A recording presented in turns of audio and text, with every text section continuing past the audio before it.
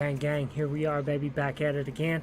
And I got a reaction video. I got to react to this. We got Swamp Stories going at Cmac, right? You know I cover Cmac. I mess with Cmac. Swamp Stories has its problems, but I mess with Cmac. I cover him a lot. Cover him a lot in the shorts. And so we got to find out if something's going on with Cmac. They're trying to smear Cmac. They're trying to tear him down. Swamp Stories is going at him, saying he's fraudulent from the start. So I want to start off right away by just shouting out my channel members, because my channel members are what make everything go, right? Shout out to Vegas Profile Stories, Stephen Beath, Bigfoot, Anna the Goat, Wesley Mitchell. I think there's another one too. Anyway, good looking. You guys are awesome. Thank you. I appreciate you. Without further ado, let's get into this. We're going to shoot right over right now to Swamp Stories video that he put out just within the last last 24 hours addressing Cmac. So here we go.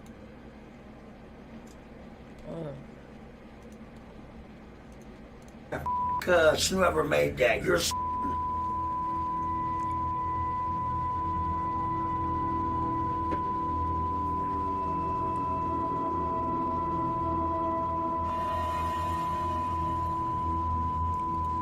He's actually responding to Swamp Stories right now. This is his response to Swamp Stories. As you can hear, you can't put it on the air. Why didn't? What was your issue with the documentary? because try to say all the bad out the hood, you invite me? We're a small town. Would you ever get the tattoo removed? Never. Never. Neighborhood Crip, never.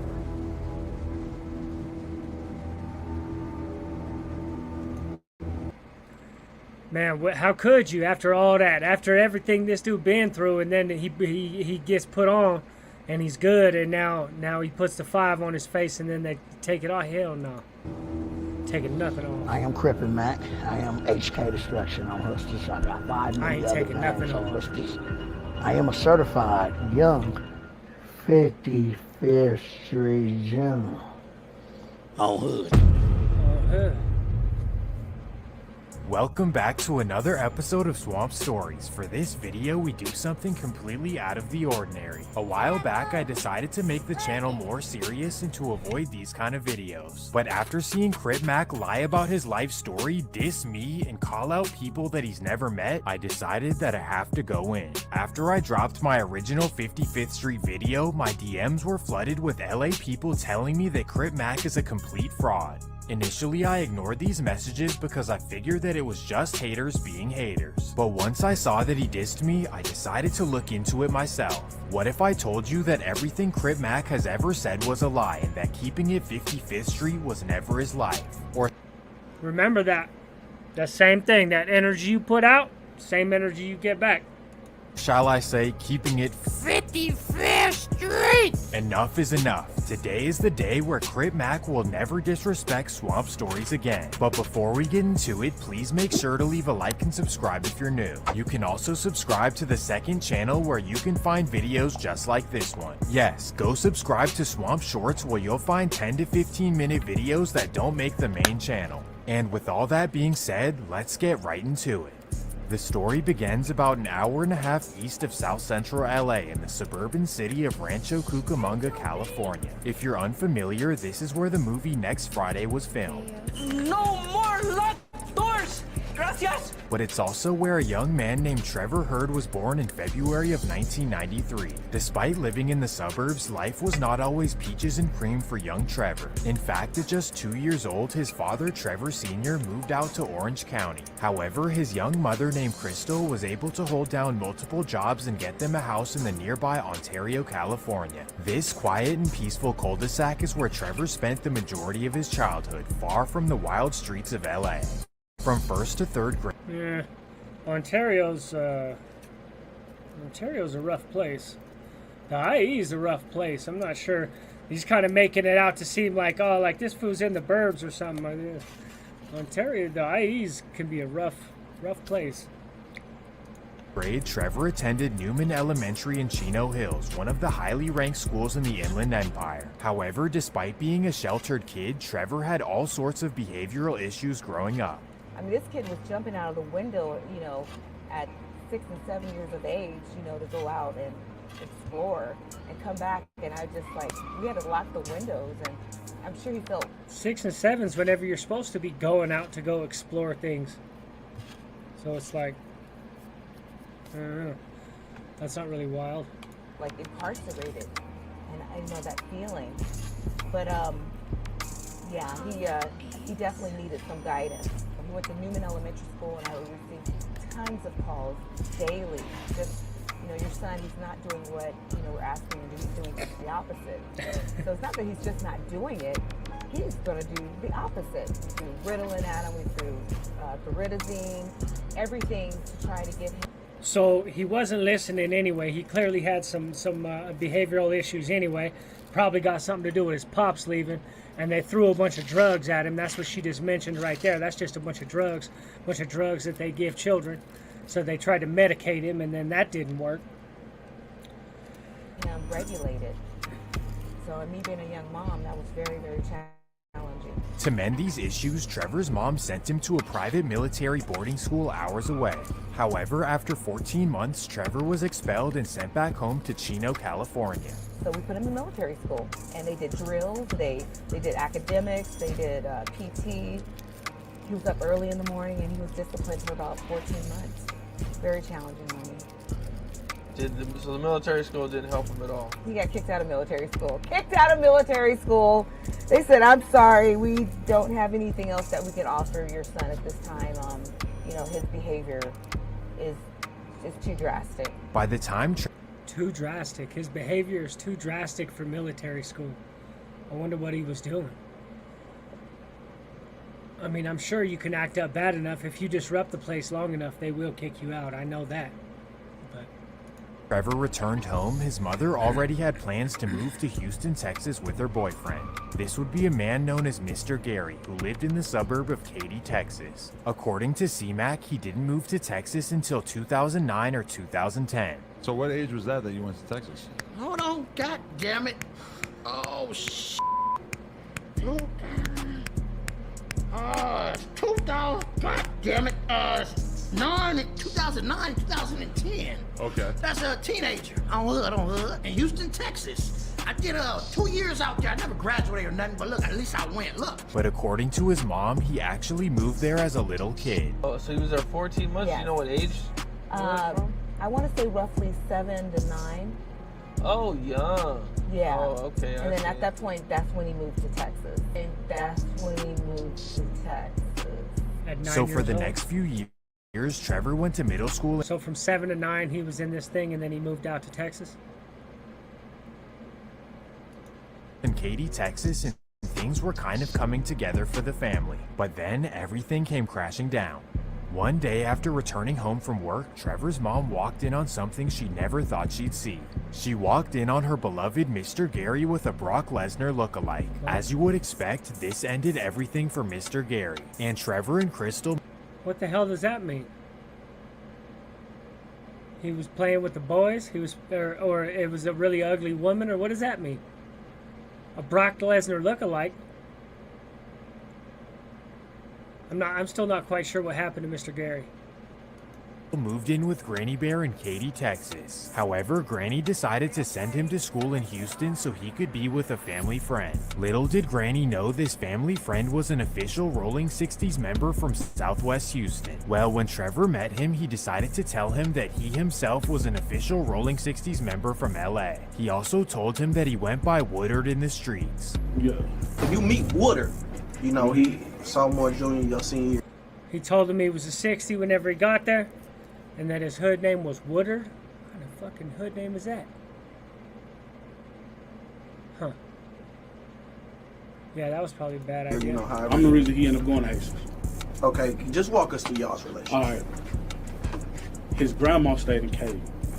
You already know Katy is not an A-Leaf school. It's suburb. Yeah. Yeah, that's Fort Bend ISD. Mm-hmm. I stayed. Down I there, always Sugar stayed at Land. A-Leaf, yeah. Right. So he was registered to my house to go to Hastings because I was Hastings. The school he attended was Elsick Hastings, and it just so happened to be in a Rolling 60s neighborhood. Well, when Cmac got there, he began telling everyone that he was an official Rolling 60s member from LA. To make matters worse, he even told them that they're doing everything wrong. How suburban Trevor felt like he was in position to tell them anything is beyond me. So when he came out here to us, he made it seem like he was put on. But you know, I don't know. He was saying he was from there. He was saying he was on the set. He was saying he was on the set. Okay. You know what I'm saying? Now, for contrast, let's let suburban Trevor tell the story himself. Y'all not doing right out here. Crips don't get along with Crips in LA. And you know, didn't say nothing, kill.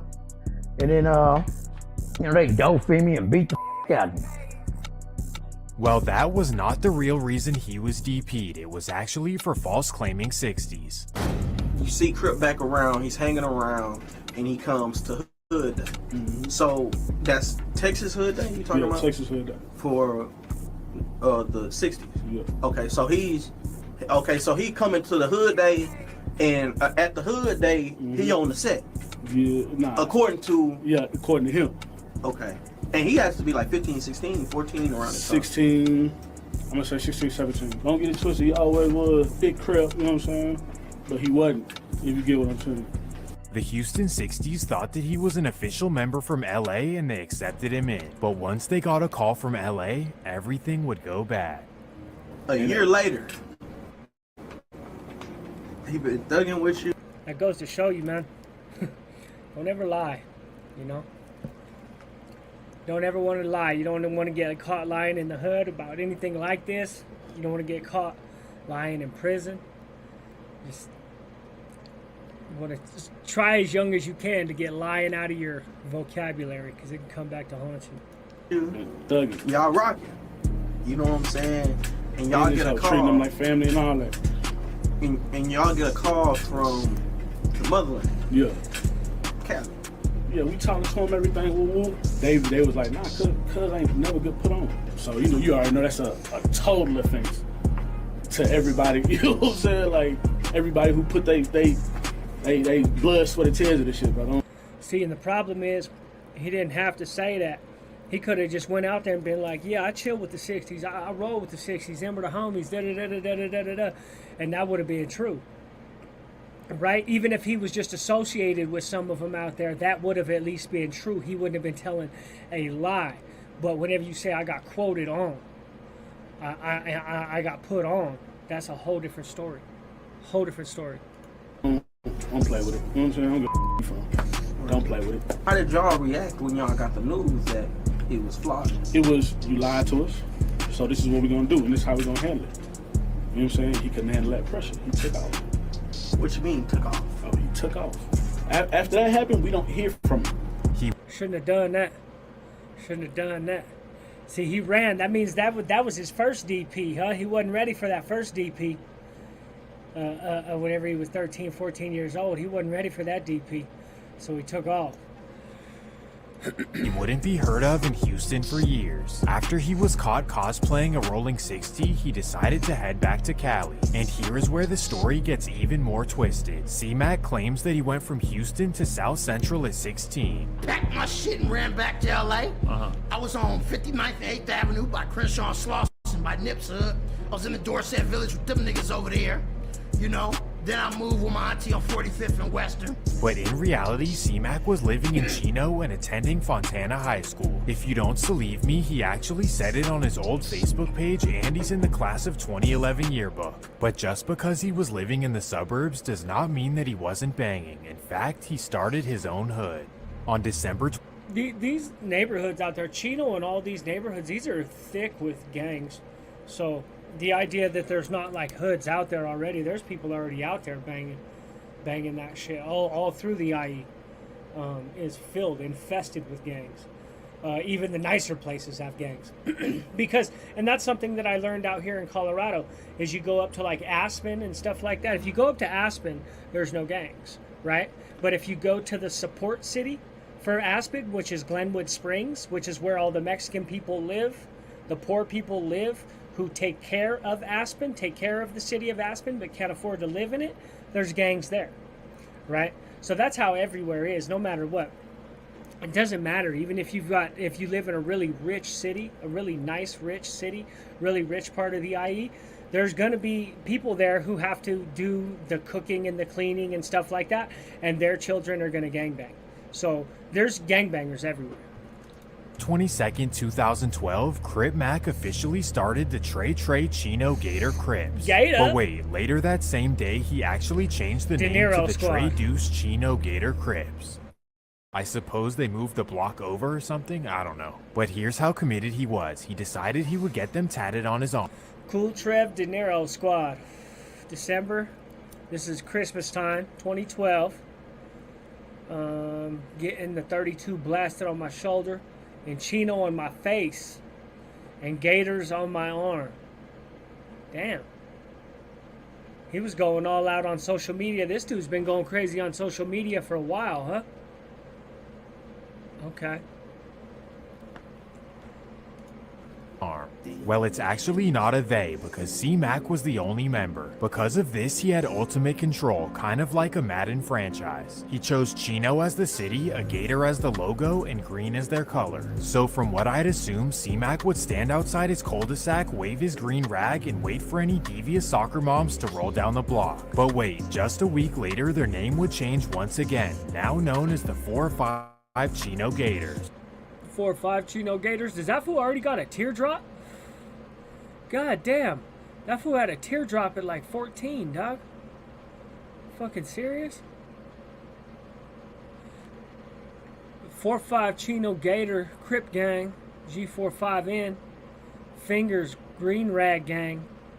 4-5N Fingers? Why is it saying fingers? I thought that was something new that he did, is King 5 Fingers or whatever. Has he been talking about fingers forever or what? Green Rag Gang. Huh. Well, this only lasted for 8 more days, as Cmac then decided that he was a 5-deuce Hoover. He even dissed the whole neighborhood Hold on. card. Let me Yes, see. Gators. Let's look at that. Well, this only lasted for 8 more days, as Cmac then Okay, GR 5 deuce VIN NK smash 1. I know what some of that means.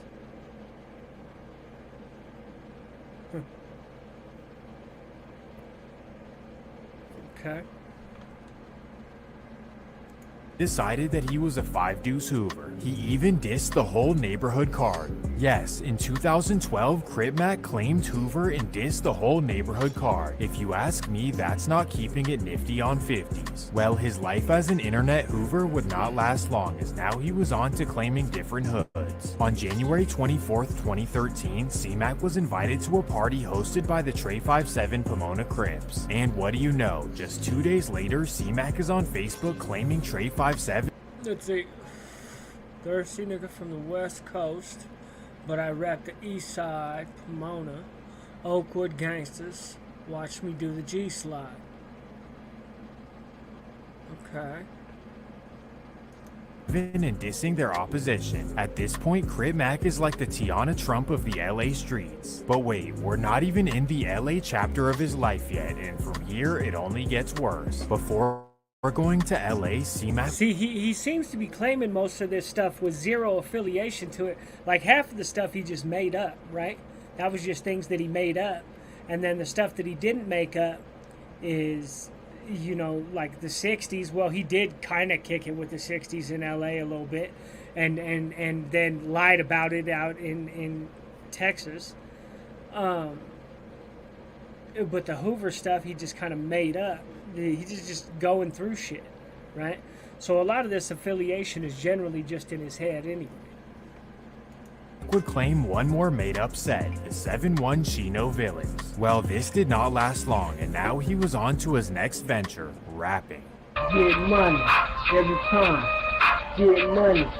Your girl like me, and my swag is so official. At this point, he's already 20 years old. He tried being a rolling 60 in Texas, then came back, tried to claim 5 different sets, and then pursue a rap career. So now, what is the next step for Cmac the Loke? Also, I would argue that those 5 different sets, those were all pretty much one set. That was just something that was going on. He was trying to figure himself out there on the cul-de-sac, if you will. Chino Gator.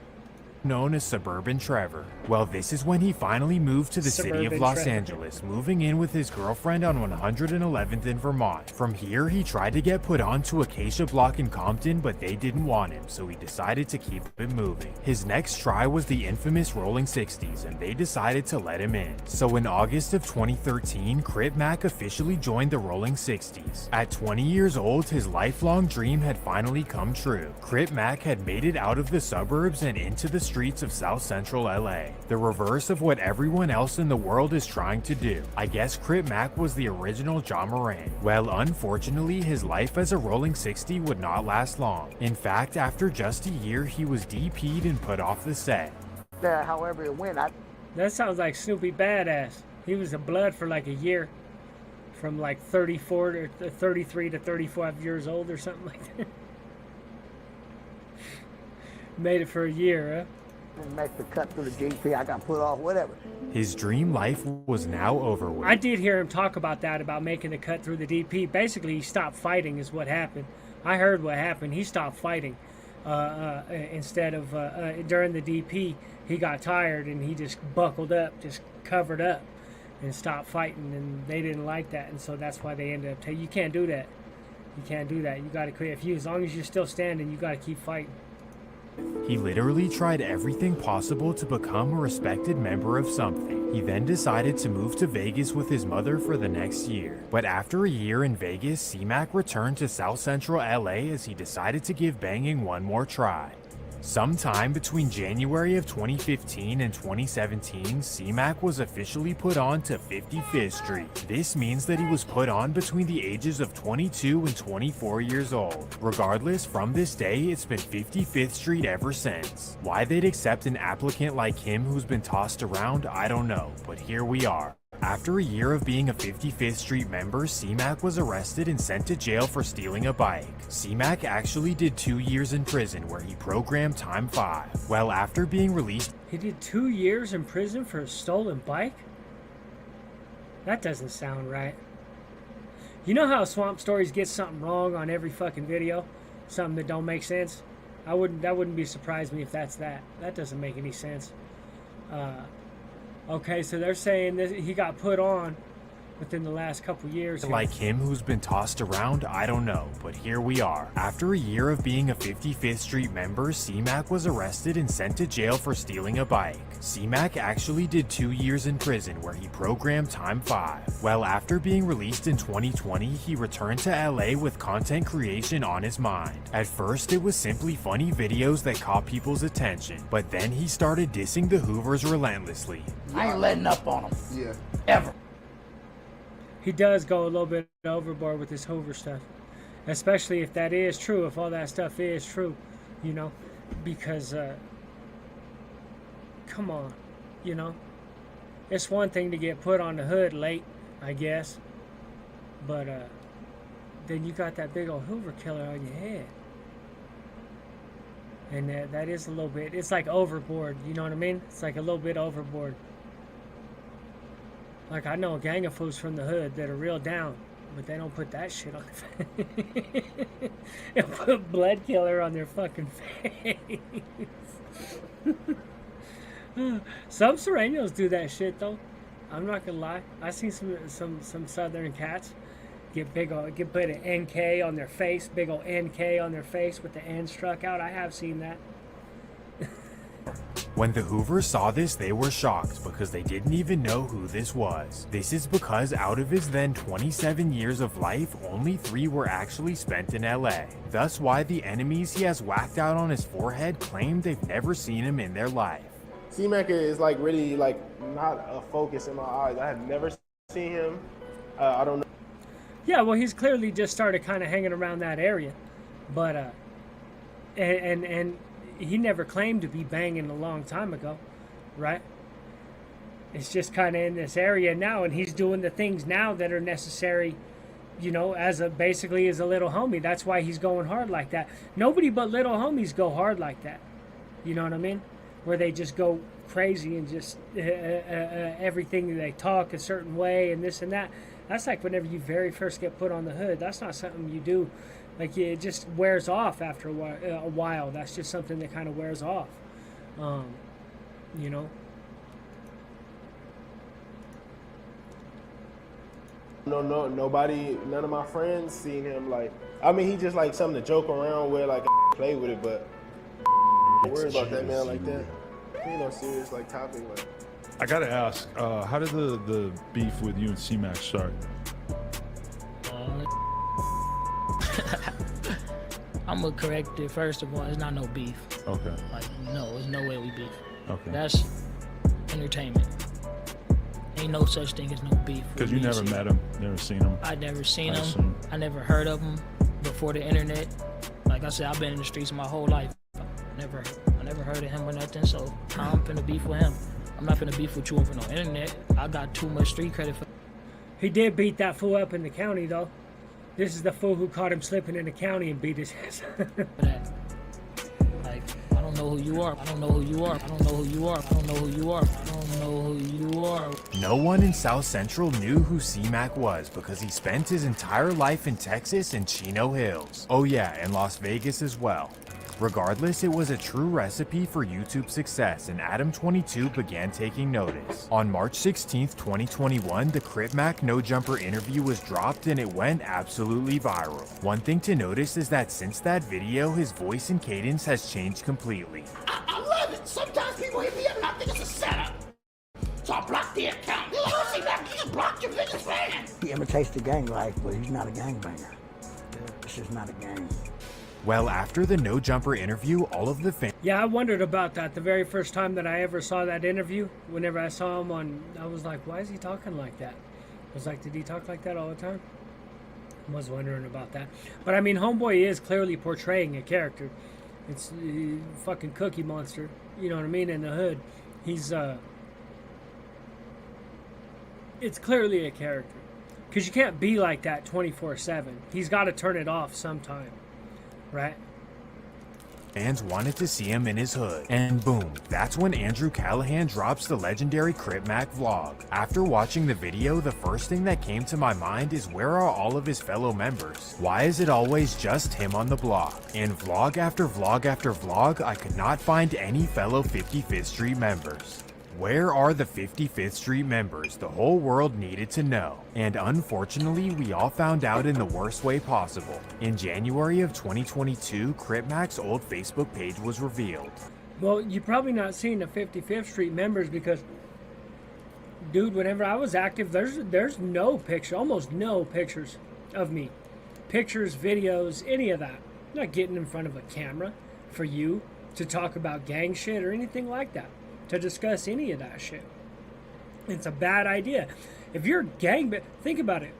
If you're a gangbanger, these dudes now people got it messed up, and they think because they see these dudes that they think are gangbangers on the internet, and they say, oh, well, they're doing internet things, so there's gangbangers who just do internet things. No, if you're really from the hood, and you're really active, you're doing criminal things, you're involved in criminal things, criminal acts on a constant basis. That's how gangbangers are able to not work. You notice how gangbangers don't have jobs? They don't just hang around all day at their mom's house, right? You need money. You got to have money. This is what allows you to get money. It's crime. That's what allows you to live as a gangbanger. So you're not going to just be out in front of the camera. So I don't know. That doesn't really surprise me that I haven't seen a lot of his homies on the internet. Think about it. ODM Slim is from the neighborhood up the street, right? He's from 5'7". You don't see a bunch of his homies out there, right? You don't see a bunch of his homies on the internet. There's generally a couple people from each neighborhood that kind of shows up. The bigger the neighborhood, you know, you'll get a couple people who show up and decide to participate with YouTube, but it's not like every 5'5" member is going to be on, or 5'7" member, or 6'0" member, or whatever is going to be on YouTube. All of the posts claiming fake sets, dissing the neighborhood card, and saying he's done with banging. And this is when the 55th Street members decided to come out of the woodworks. His fellow members gave him one of the worst DPs in history that lasted over 7 minutes long. But the worst part about it is that they recorded it and uploaded it to the internet. This was dead wrong on so many levels. Yes, Cmac should not have posted all that, but why would you disrespect your brother to that extent? And as a 30-year-old man, why are you letting this happen to you? But that's when we learned that this is how 5'5". Did anybody see that, like, because what I saw was like the last 5 seconds of a DP where homeboy was getting up, trying to get up off the ground. That's what I saw. Is there a longer video than that? Did I miss something? Is there a longer video than that where you can see the whole DP? Treats Crip Mac on the regular. You'd have been DP like 5 times. About 5 times. About 5 times. Word. You know, but GP only makes a man stronger because you can survive harder in the county jail. Yeah. Trust us to leave that. From what I heard in South You know what I think whenever I hear that?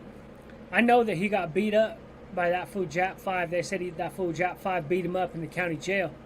And think about that. If you've been getting DP'd and beat, you know what I mean, by like 3 or 4 or 5 dudes numerous times. Like, I haven't been jumped by 5 dudes 5 times. So I can't say that. Not for any length of time. You know what I mean?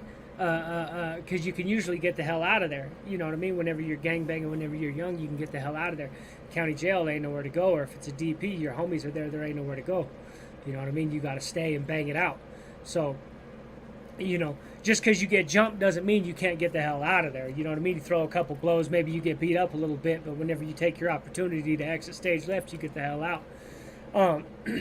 I haven't been beaten 5 times like that, and whenever he says that, that's what that makes me believe, is that, you know what I mean, he's been beaten by so many people so many times that whenever that dude Jap 5 beat him up in the county, it was like, shit. He been getting work, dog. They call dudes like Cmac total crash dummies. Guys like him from the suburbs are treated badly by their set and they're told to do things they don't want to do. Maybe. No, I don't believe that. Guys from the suburbs or he's acting like Chino is some sort of nice suburb, and it's really not. That's disingenuous to act like that. You know, they put him on their hood for whatever reason, and you also have to remember that different people have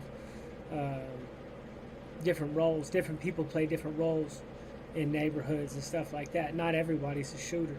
You know what I mean? That's a misconception that people think, because many neighborhoods are just people who grew up together, right? And so some of them are drug dealers, and some of them are just hustlers and thieves. Some of them are PIMPs, right? Some of them are like Kelpie to P. You never know. Different people do different things. I was more of a hustler. I was like a hustler, scam artist, selling drugs. Always trying to sell drugs, and always working on a scam. Was I from the hood? Yeah. I get put on the hood? Yeah, I did. But my focus was hustling and scamming and things of this nature. Not everybody's a shooter. It's a misconception. Maybe this explains all of the face tats, how he speaks, and why he's always trying to overprove himself. For guys like King Von, for example, they're actually born into this life, almost without a choice. But for Crip Mac, he decided to move to LA at 21 years old and join a crew that he didn't know a single member of. Not to mention... Well, he was clearly looking for... It was the love of Crippin' had him from the start, right? And so he was looking for that anyway. He had already decided that the Crippin' was going to be the dominant male figure in his life. You know what I mean? And whatever form the Crippin' took, that was fine. He was willing to go along with it, right? So obviously some sort of Crips made some serious impressions on him at a young age. And so he was looking at that avenue for, you know, a masculine role model. And that he chose to have ops that don't even know he exists. All of this to fill his identity crisis and void for brotherhood. So for all of the young men out there dealing with the same thing, please realize that this is not the way to do it. Going to college or joining the military will fill that void 10 times over. Well, on a positive note, Crip Mac is extremely entertaining and has a true talent for YouTube. His natural charisma and talent for entertainment got him millions of views. From what I would estimate, the channel probably generated hundreds and hundreds of thousands of dollars. But unfortunately, he keeps giving the keys to his channel to local hood OGs. Whether it's Coach Warren or King Five Fingers or Christopher Lovejoy, they all seem to end up with all of his pages and channels. Crip Mac, stop giving away your That is true. He could stop doing that. That'd be nice if he stopped doing stuff like that. Your channels to people who are gonna leech off you. Stop. You can do this yourself and you can laugh to the bank. Well, that takes us to May of 2023. This is when Crip Mac was released from prison after a year for Billy Western. Hit her with the C nasty.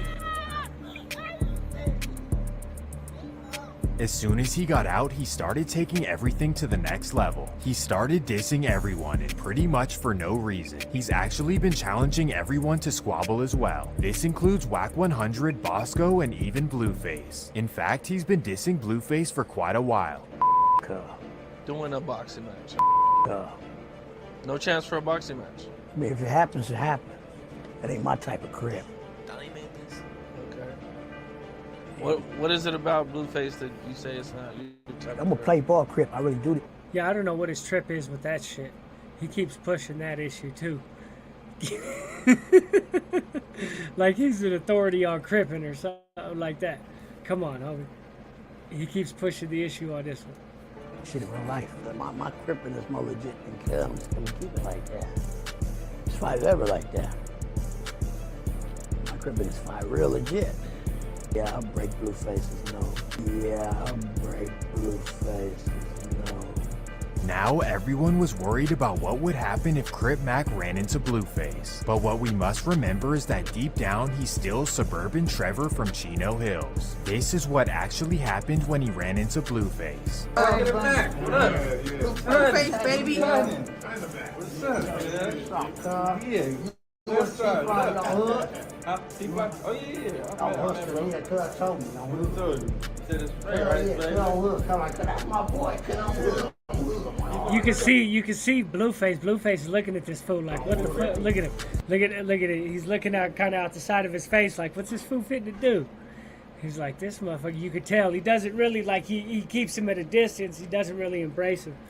It was a weird situation.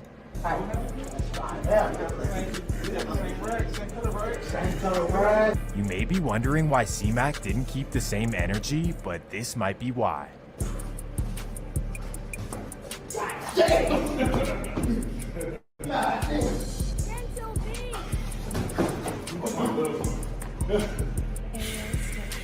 I don't even know what to say. Even after he was friendly in person with Blueface, Cmac is still dissing him online. I'm gonna beat Blueface's face. I wanna whoop his scrawny light skin. I wanna bust his face open. Not only is he internet tough with Blueface, but also with YG as well. Here's a video of Crip Mac meeting YG. Hey, YG.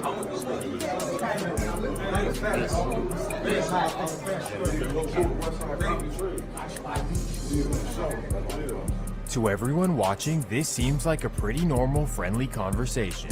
But in the mind of Crip Mac, somehow he pressed YG. Blueface and YG. I went to YG, let cuz know where I'm from and my name. He didn't even bang back with his name. He wanna get extra out. Oh, I'm Boo, the Woozy Wolf, West Side Trees.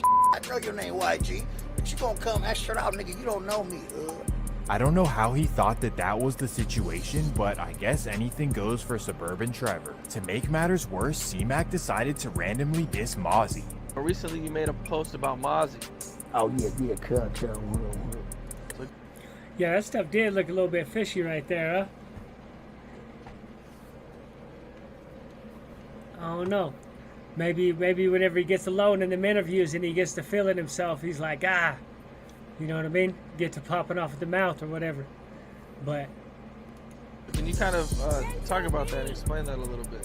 Cuz not playing ball like that, cuz not doing what niggas like I'm doing it for niggas do. You find me on hustlers.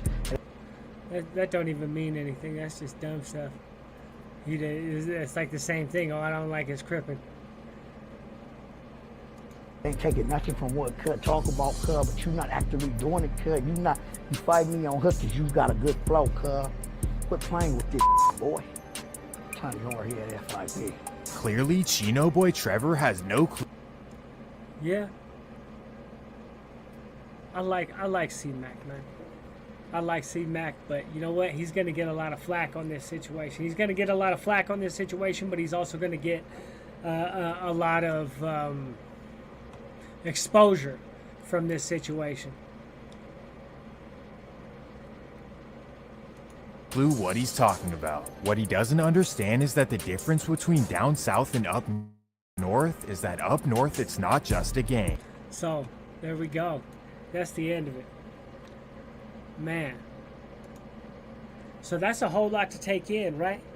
For people who are fans of Cmac, for people who look at Cmac, for people who are fans of his content in general, and are people who are fans of the gang genres, right?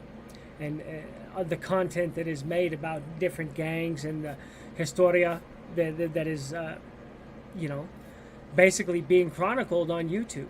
The history of some of these gangs that is being chronicled on YouTube and is basically an art form, a video art form. So, this is going to be interesting, what happens here. But, I'm going to give my opinion on Cmac now. Clearly, homeboy was looking for he was looking for some sort of masculine energy, whatever the situation may be, and he wanted it the hard way, right? As for growing up in these different neighborhoods, that don't really mean much. I mean, it's clearly a troubled childhood. He clearly had a troubled childhood. So this idea that he had some great childhood, the way that Swamp Stories tried to spin it is ridiculous. They're like, oh, Suburban Trevor or whatever. I think that's what he called him, Suburban Trevor. That's silly. That ain't got nothing. And anybody who's been to prison knows that it really ain't got nothing to do with nothing. Where you're from ain't got much to do with nothing, honestly. You meet really dangerous people from all over the place. So, but I do think that I'm sure Cmac does put a 10 on a 2 at times. I'm sure he does put a 10 on a 2 because this is a persona that he's showing to the world. This is him showing the world who he is, or showing the world it's a contract with the world, and the views are negotiating with him. The views and likes and subscribes are negotiating with him about the character that he should present to the world. And he's playing ball, you know. He's willing to act as crazy or as wild and tattoo crazy stuff and talk about putting it in her butt and everything else and call her an anal queen. He's going to do all that, as much of it as he can. Yeah, just like the Island Boys. Island Boys just made out on OnlyFans, right? Made out with his brother for clicks and views.